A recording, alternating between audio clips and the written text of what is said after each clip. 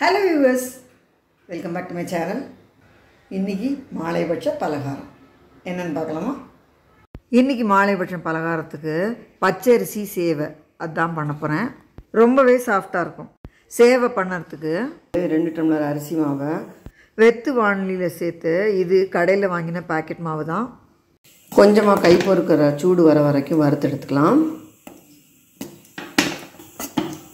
Colour மாறாம வறுத்து எடுத்துக்கணும். ஜஸ்ட் சூடு மாவுல ஏறினா போறோம். மாவுல சூடு ஏறியாச்சு, வறுத்தது போறோம். கலர் மாறல பாருங்க.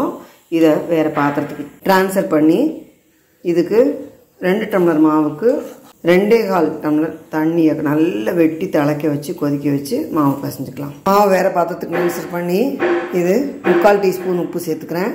இப்போ கெட்டிலில் வெந்நீர் போட்டு வச்சுருக்கேன்.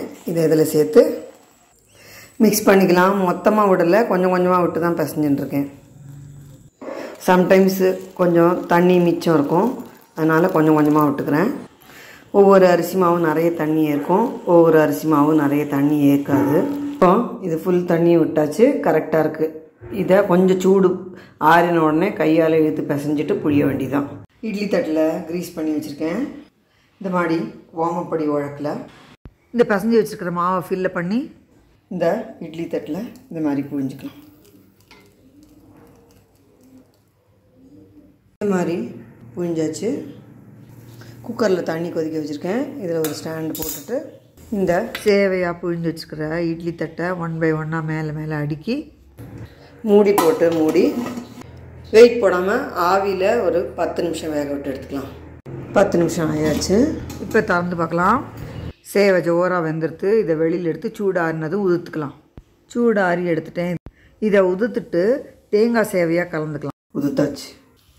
1 டேபிள் ஸ்பூன் தேங்காய் எண்ணெய் சூடு பண்ணி கடுகு, உளுந்து, 2 பச்சை மிளகாய், கருவேப்பிலை, கிஸ்மிஸ்ஸு, கேஷ்யூ, கொஞ்சம் பெருங்காய பொடி சேர்த்து தாளித்து 4 டேபிள் ஸ்பூன் தேங்காய் துருவல் பரட்டிக்கலாம்.